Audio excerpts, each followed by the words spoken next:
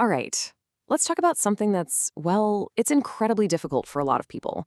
How in the world can you bring yourself to trust a father god when your actual real life experience with fathers, or maybe just with stability in general, has been nothing but chaos, pain, and a long list of broken promises? You see, this isn't just some abstract theological puzzle. It's a conflict that lives deep in your gut.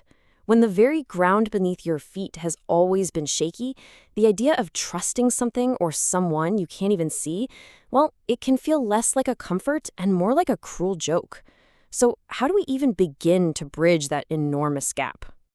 Well, the very first step is just to be honest about the problem. We can't help it. We naturally project our human experiences onto our idea of God. So if the love you knew was conditional, if stability was always a myth, if the authority figures in your life were a source of pain, then of course your image of a father God is going to be built from that same broken material.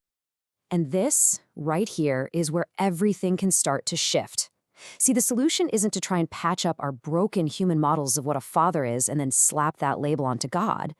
No, the real answer is to start completely fresh by understanding that God's very nature is the exact opposite of the instability we've ever known. This brings us to two huge foundational ideas that are designed to stand directly against a life of chaos. First, God's immutability, which is a fancy word for his total, complete unchangeableness, and second, his sovereignty, which is his ultimate and loving authority over absolutely everything. Think about it. Our earthly experience teaches us that stability always depends on someone's mood, right? Or their changing decisions, or just circumstances that can flip on a dime.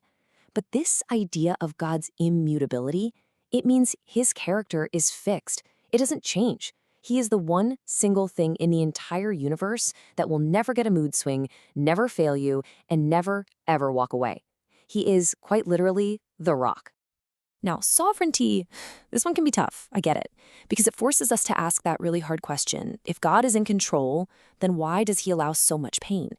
And the key distinction here, the thing that changes everything, is that unlike a flawed human authority, his ultimate control is always paired with perfect love and perfect wisdom. It's the belief that he's the ultimate author, one who can take even the most tragic, painful chapters of our lives and somehow weave them into a bigger story of redemption. But look, these big ideas of an unmoving, sovereign God can feel, well, a little distant, can't they? What does that kind of love actually look like when it comes face to face with our human mess? Jesus told a story, a really powerful one, to show us exactly that. It's the parable of the prodigal son. So picture this. The son comes dragging himself home, totally broken, having wasted every last thing he was given. He's even rehearsing a speech, getting ready to beg for a job as a servant. But the father's reaction? It's just stunning. He doesn't wait for an apology. He doesn't stand there with his arms crossed. He sees his son from a long way off, and he runs. Now, in that culture, a respected man would never run. It was undignified. But this father does. He lifts his robes and runs to meet his son's shame with an immediate embrace and total, no questions asked restoration. So think about what that means. The father's love wasn't triggered by the son's worthiness. He had none. It was triggered by his need. The son's brokenness and failure didn't disqualify him. It was the very thing that ignited the father's compassion. And that radically reframes our whole relationship with God. It's not about what we can achieve for him. It's about our simple willingness to be received by him, mess and all. Okay, but what about the guilt? The stuff from our past that we carry around like a heavy backpack? The things we did, the choices we regret. This is where two very specific concepts, mercy and grace, become these incredible tools for actual healing. Let's break this down. Mercy. That's God not giving us the punishment our failures actually deserve.